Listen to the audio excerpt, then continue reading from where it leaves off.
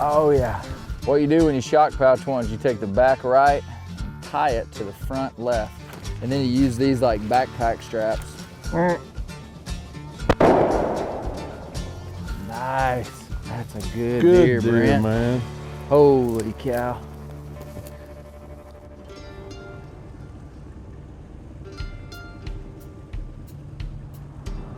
January the 4th. It's way colder than I thought it would be. Yeah, it's a little cool It's today. like 32 degrees, wind blowing. Yeah. We're about to put in on the Mississippi River at Memphis, which is considered the head of the Mississippi Delta. Right. We're going 250 miles down to a place in Mississippi where we're gonna deer hunt and duck hunt. We could drive that. We could drive to the camp, but man, I wanted to see the river. I wanted to see where, you know, Davy Crockett put in at Memphis. Right. And took a boat down and wrecked his boat about a couple miles from here. Collier, Mark Twain came up the Mississippi River.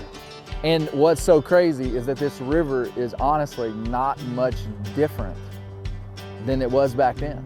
One of these days, somebody's gonna say, play Newcomb and Brent Reaves came up this river. Well, I just wanted to experience it. And we got 250 miles to go. We're gonna camp tonight. It's gonna be a massive expedition. I'm ready. We've been waiting long enough. It's time to go. Yeah, yeah. Many of the foundational players in American history went down this stretch of the Mississippi before me. This river is over 2,300 miles long. Only the Amazon and the Congo have larger drainage basins. But what makes it unique in the world is that the Mississippi has over 1,000 miles of non-dammed, free-flowing river channel, meaning no dams. Only the Amazon River has longer, undammed stretches. And the cool part about this is the land inside the levees has maintained its natural flood pulse. And from the viewpoint of our boat, it's like a slender river wilderness. It doesn't look much different than what David Crockett or Mark Twain would have seen. Brent and I hope to knock off 125 miles this first day and find a place to camp inside the high water line on a sandbar. We're headed to our buddy's camp in Mississippi.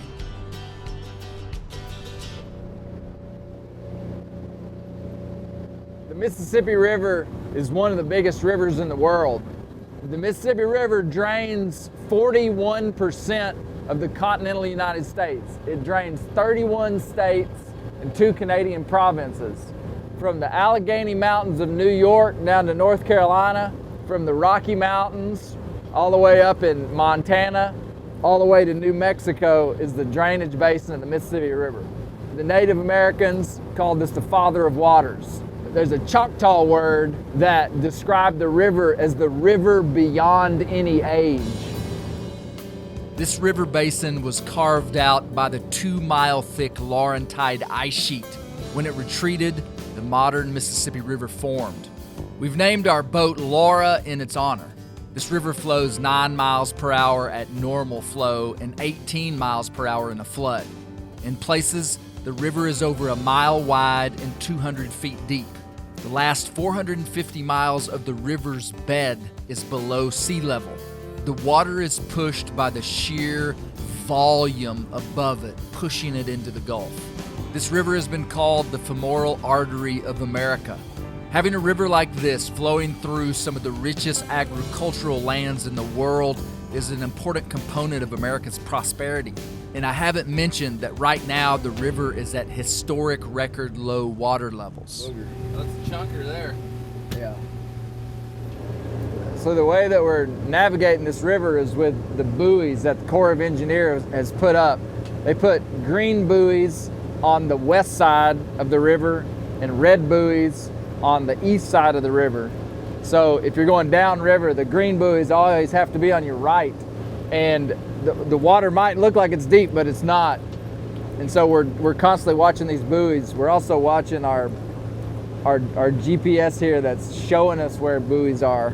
So we're using visual and GPS to navigate. But just like all of a sudden right there, we started getting a shallow water alert, and it was saying it was like 3 feet of water, and it appeared like we were right in the middle of the channel. So you just got to stay on your toes on the river beyond any age. I like that. Father of waters. This river is dangerous to navigate. It's like a huge inland lake, but with a voracious current. Hidden and constantly moving sandbars and floating logs are sketchy obstacles. Submerged rock dikes are very real navigational threats. But the main thing is the constant barge traffic and the massive wake they create. It's hard for me to understand what's happening here. That's a huge barge. You are correct.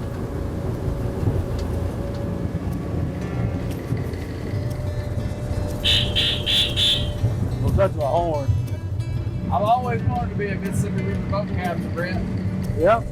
Now So you did are Mark one. Twain. Turns out he had a pretty good run at writing in his career. That's true. Hoping to do the same thing. Look ahead too and see if we can get out up here.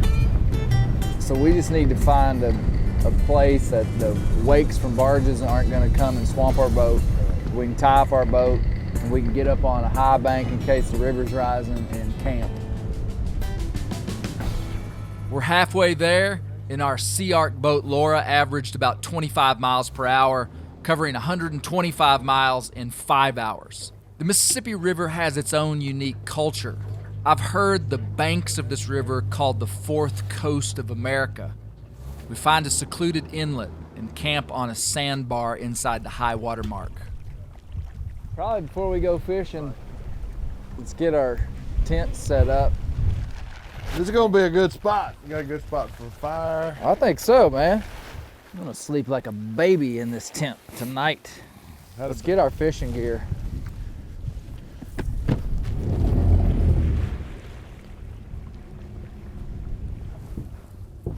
Let's go fishing, bro. Let's go. I've got a confession to make. Brent, What?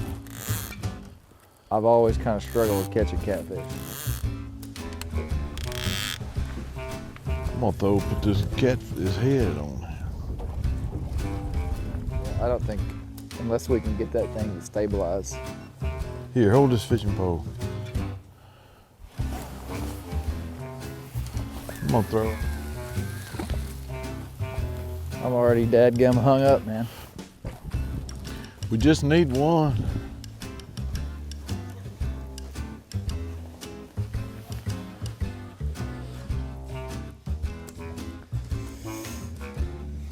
Yeah, I don't think it really was a bite. Good gosh. Sure enough, good one. I feel like this trip is doing for me what I wanted it to do. I just wanted to go on the river. I didn't want to just go a mile down the river. I didn't just wanted to go. I want to be able to say I went 250 miles down the Mississippi River. Yeah. And we've done it. And camped out on the bank. We're halfway to doing it. Yeah. You know, this river looks about like it did when Mark Twain was here. Mm-hmm. There's no cities right on the river. A lot of big rivers that don't have floodplains, you can have a city right on the river. But there's no big cities that are touching this section of the river until you get way down by the Gulf. Yeah. It's like you're in a wilderness when you're going down the river for hundreds of miles. I think we picked a good spot to camp too. Mm-hmm. Just off the main channel, out of the wind. Boat's tied up. Wood. Boat's tied up solid. Did we tie the boat up? If we didn't, that next 125 miles is going to be a lot slower. I'm gonna go check it.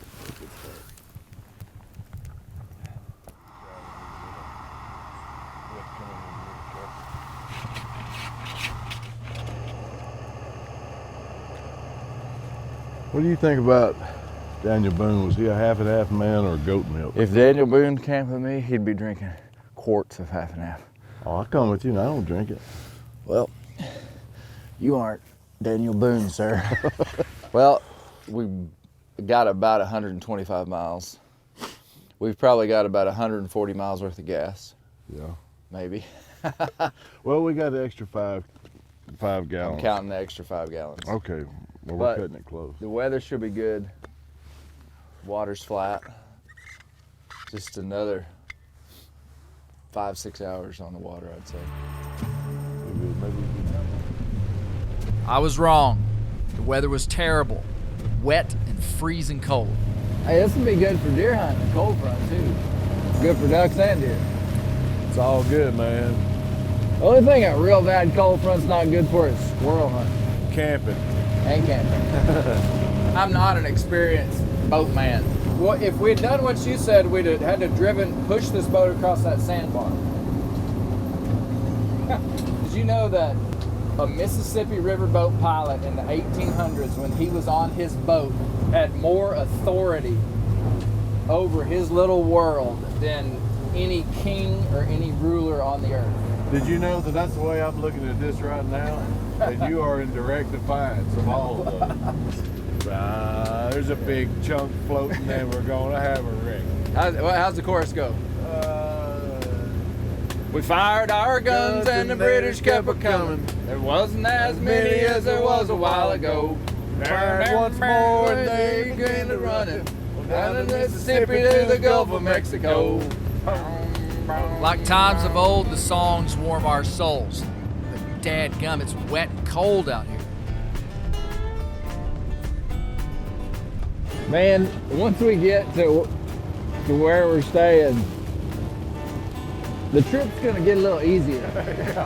Yeah, a whole This lot place is easier. nice. The rough part is over. And man, my whole life I've wanted to bow hunt inside the levees of the Mississippi River. I really have. Yeah. This is where it's at, man. So we're gonna get to bow hunt in the evenings, duck hunt some in the mornings. I'd say it's been as cold as it's been fun.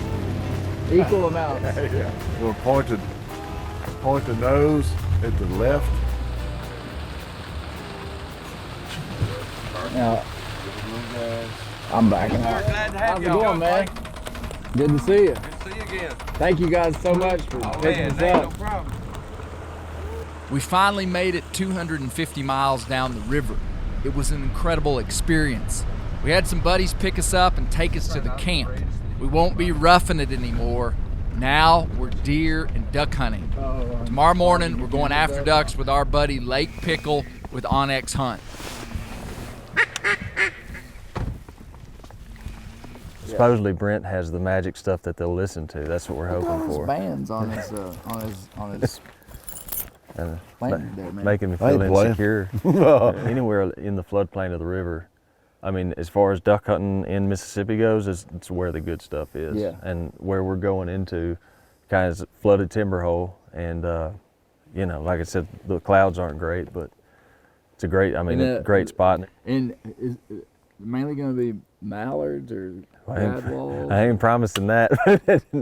No, it's, I 'Cause saw. I only shoot mallards, dude. Yeah, we shooting I'm ducks from or Arkansas. waterfowl. I was gonna tell y'all, I was like, I'm just letting you know, I was encouraged by the amount of mallards I saw yesterday, but I would charge rent on the wood ducks, is all I'm saying.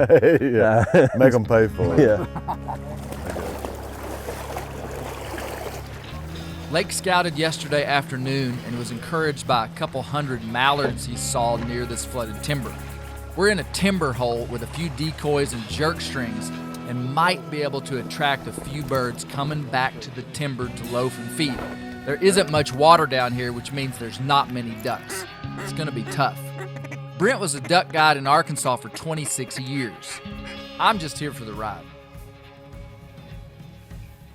Couldn't tell what those were. They weren't big ducks.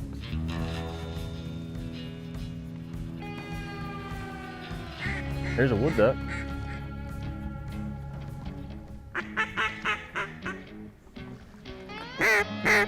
They're coming in, but very sporadically. The low fog is making them cautious and quick, and we're just not seeing many birds.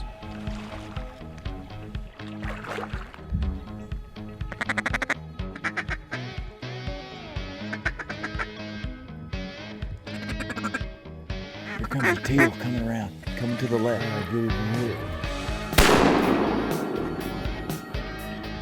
That was a merganser.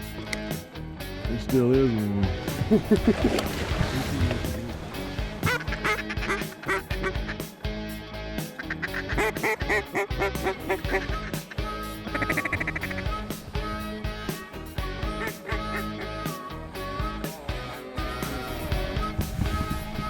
Kill that duck. Kill him.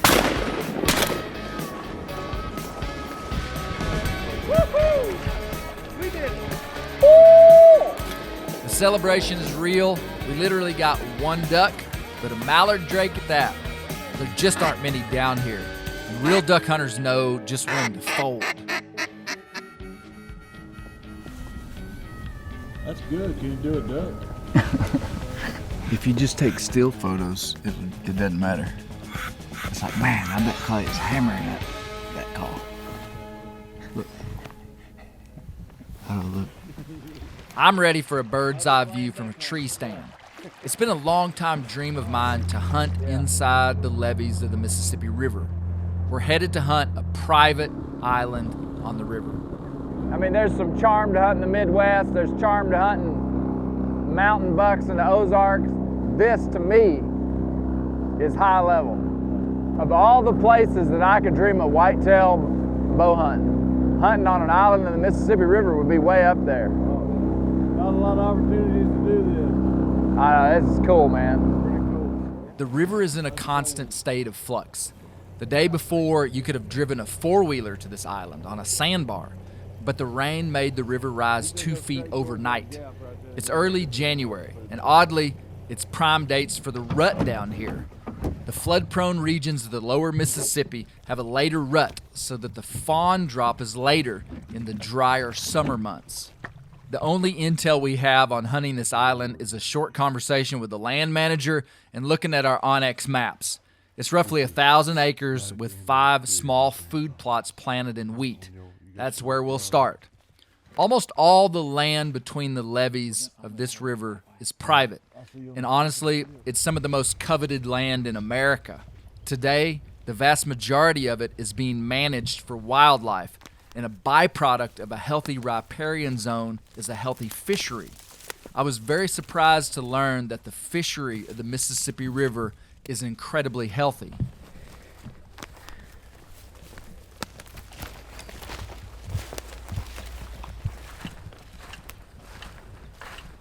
I've been following a trail for about 100 yards down to this food plot. The wind's hit me in the face. Ought to be able to set up on this side. Probably be some deer come in here. I'm gonna climb up in that tree right there.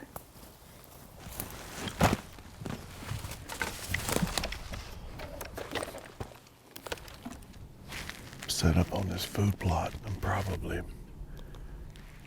350 yards from the edge of the Mississippi River. Saw a lot of sign walking in. This is day one of hunting on the island. It's my first afternoon bow hunting in Mississippi. I can see a braid of the Mississippi River over here about 300 yards. To the west of me is the main channel of the Mississippi River. You can hear barges going by. We're on this little wheat, backside of this wheat food plot. Wind's blowing out of the west, blowing back into this kind of, there's a slough back here. We don't have any experience on this property. Being so close to the Mississippi River, there's constant barge traffic. And it's the drone of those diesel motors out there. Not only does it almost put me to sleep, but it helps cover our noise that we make as we came in here, walking through this dry leaves and stuff to get set up.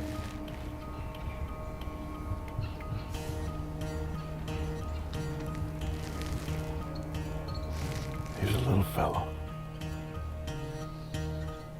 Looked like maybe a 2-year-old deer. I couldn't really tell, but every now and then it's kind of swirling. And I don't think he got a good whiff of me, but he turned around and eased on off.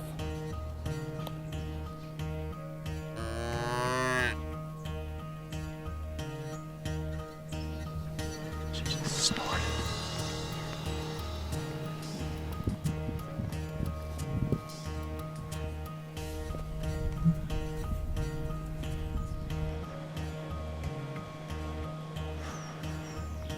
She's seeing something that she's not blowing at us.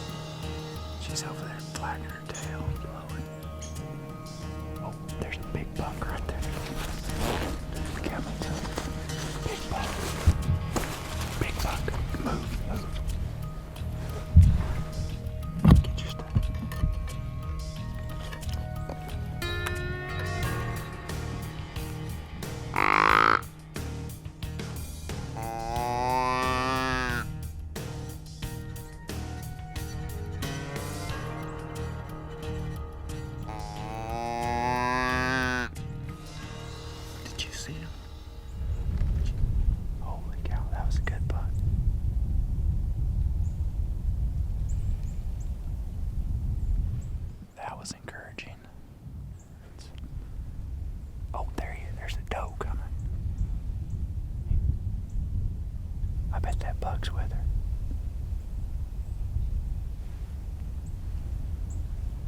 we've been busted twice by deer that we didn't see, and the little buck that we did.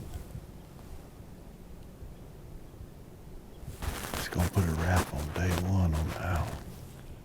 On the first day we set up near food plots we'd scouted on Onyx. On the second day, we pressed deeper into the island and set up on a small ridge along the western bank. The delta is some of the flattest land in the world, but deer still capitalize on small elevation changes. This ridge had a good deer trail on it. The deer trail right here led right into the food plot where we were at yesterday. Went out, that little old buck didn't come right through here. I'm literally on the banks of the Mississippi River right now. I could shoot a deer that was standing inside the high water mark, or heck, a normal water mark on a normal year. The big barge right here, beautiful. This deer traveled right along this edge, but I'm hoping to just catch a deer walking within, 40, 50 yards of the edge of this river.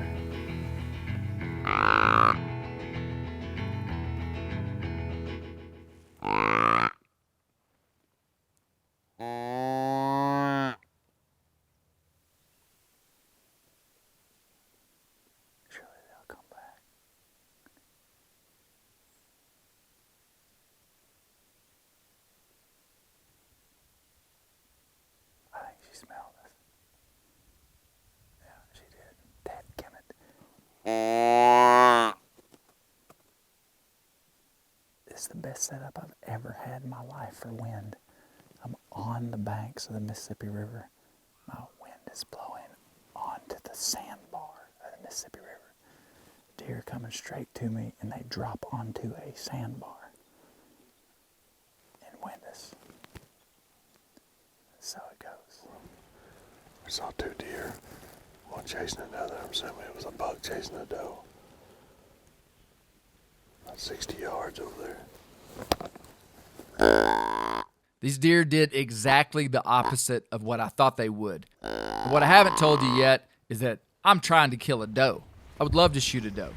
And then one does just what I hoped it would do. But it's in some really thick saplings.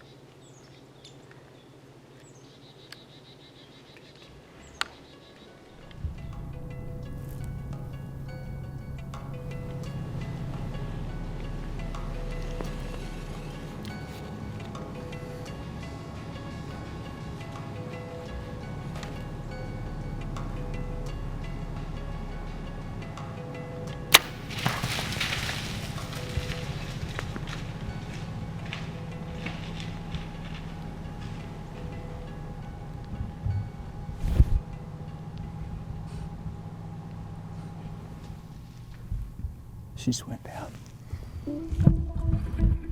That was 35 yards, and man, I was threading the needle throughout. There's saplings everywhere out there. And she finally got in between two saplings. 35 yards.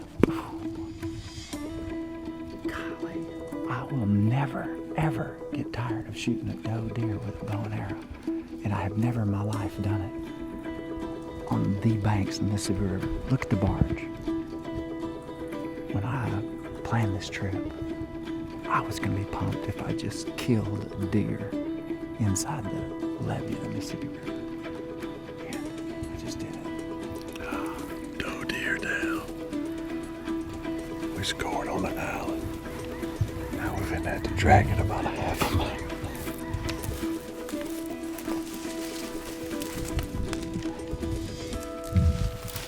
Here somewhere. Oh yeah. Big old doe. Holy cow. Look at that. Island on the Mississippi River, man. I'm a half mile from the boat and we're on an island. We can't get any four-wheelers or anything out here, so I'm gonna gut her and Brent's gonna meet me over here. We're gonna get to work.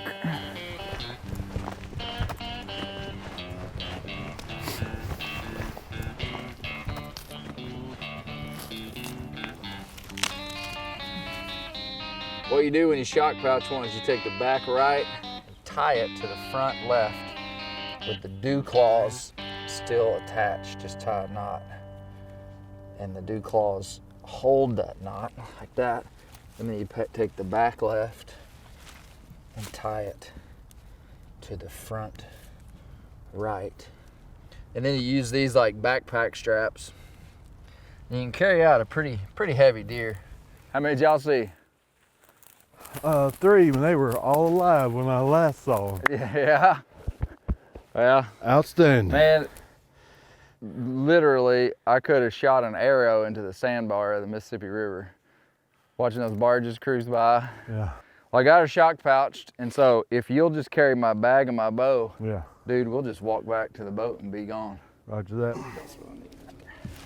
If by human power I've got to transport a deer over a half a mile, I will shock pouch it. I'm of average strength, and I can shock pouch a dressed buck that weighs in the 150-pound range. That covers most of the deer that I kill.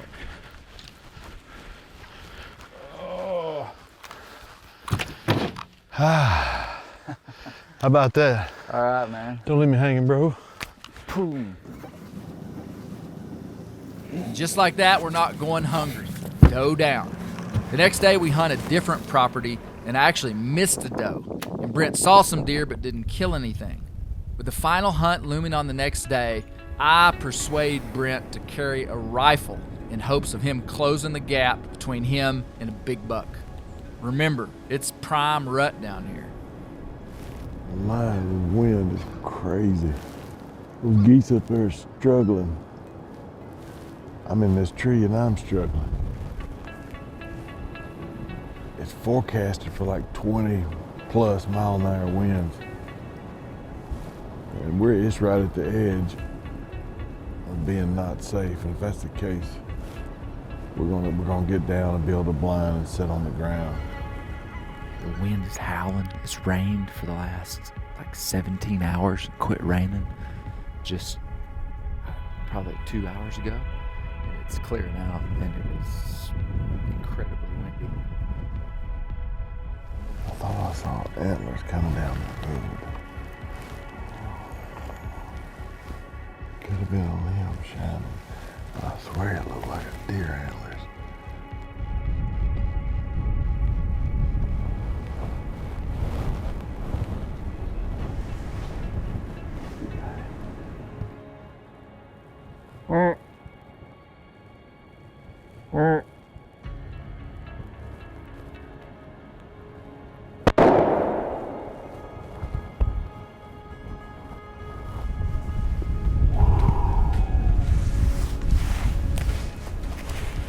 Man, that happened quick. Really quick. I didn't know if I was gonna have a steady shot. When I got him in the scope, he was dancing everywhere, wind blowing. And it finally settled, and when it settled, the crosshairs looked good, the shot felt good. He did a high mule kick, made me think that we made a hit on him.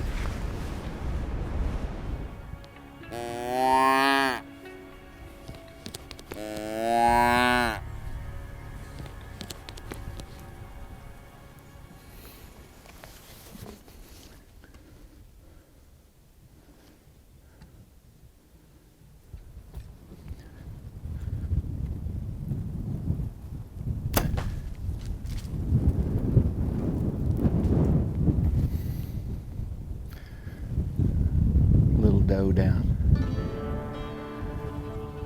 Came across there. Bleeded, and it came in bleeding. I had to get redemption from yesterday. And Gary Newcomb, always, if there was a big doe and a yearling, he'd shoot the young one. Because he said they were easier to drag out. That would be easier to drag out. Was it a big buck? Sweet. Dadgummit, I'm pumped for you. Well, listen, I gotta go get this doe I shot, and then we'll come get you, okay?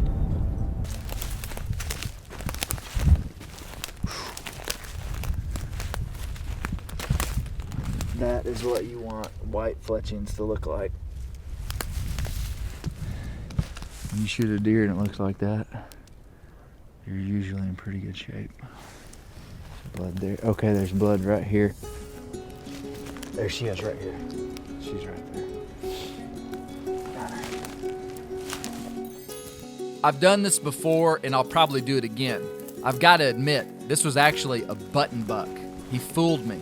This is totally legal. But I apologize to the land manager for the mistake. And he was just glad that we reduced the herd a little and brought home some very tender venison. Right there, that's him peeling. Here's his other one. Right there. Big old rub in there.